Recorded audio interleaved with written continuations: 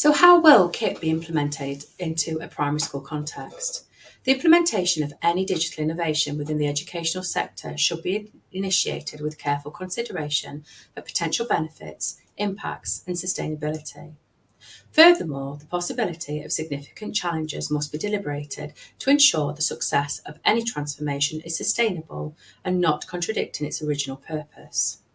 Perry Smith in 2017 explained the creators of innovation must have a clear and adaptable plan with a phased approach.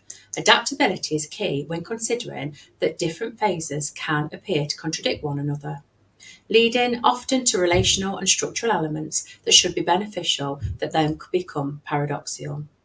When identifying a planned phased approach for the conceptualization of a digital innovation, an identified model of change to underpin the implementation of the innovation allows for the planning of persuasive change, particularly if a context is experiencing a significant degree of change fatigue.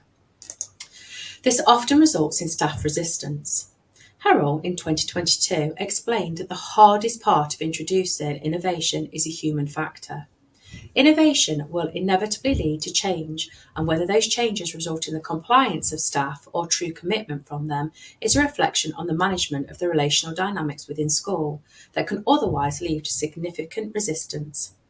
Contextually, the introduction of a learning companion robotic such as KITT in a large primary school following a period of change and unrest caused by a global pandemic requires very careful implementation. Kotter's 8-step change model is a top-down approach to managing change that provides a clear and structured delineation that resembles the Education Endowment Foundation's implementation framework.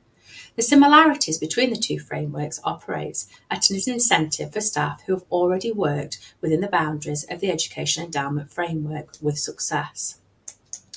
To revisit for Harrell in 2022, the actions of change are the key to long-term sustainability of an implementation plan.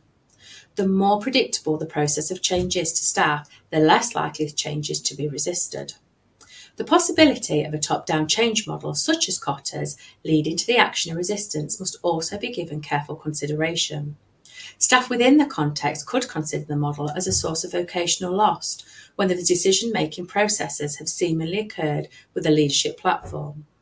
Notably, Maine in 2023 advocates a top-down processing as a positive model of change, explaining that using models, ideas and expectations that are introduced in a planned and structured manner, such as Kotter's, advocated a feeling of familiarity within staff and therefore compliance with the innovation.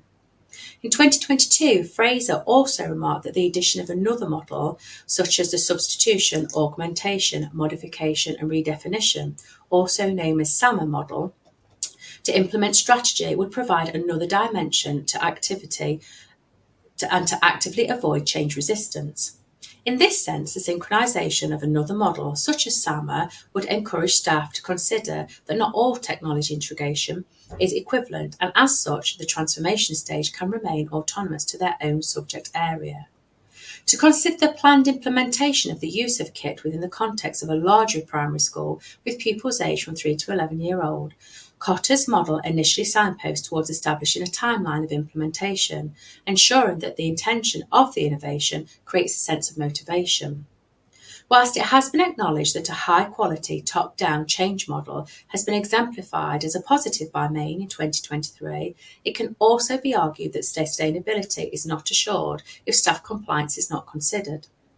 Kotter's model addresses this by recognising that the requirement for establishment of a clear collaboration of trusted staff members who are motivated and engaged to offer credence to the implementation of robotics within the classroom. MacLeod in 2024 advocated Bandur's social learning theory as a transitional engagement model that emphasises the importance of imitating other attitudes and emotional reactions through observational learning. Careful selection of a team that is suitably placed across the school to develop the shared vision and strategic implementation and communicate the implementation effectively to other staff members will ensure that staff feel empowered and enthused to implement KITT within their own year group. This utilises their own experience and expertise of their curriculum.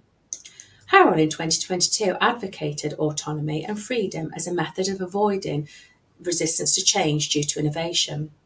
This empowerment is supported by KITT's model, ensuring that the autonomy demonstrates progress and fast victories.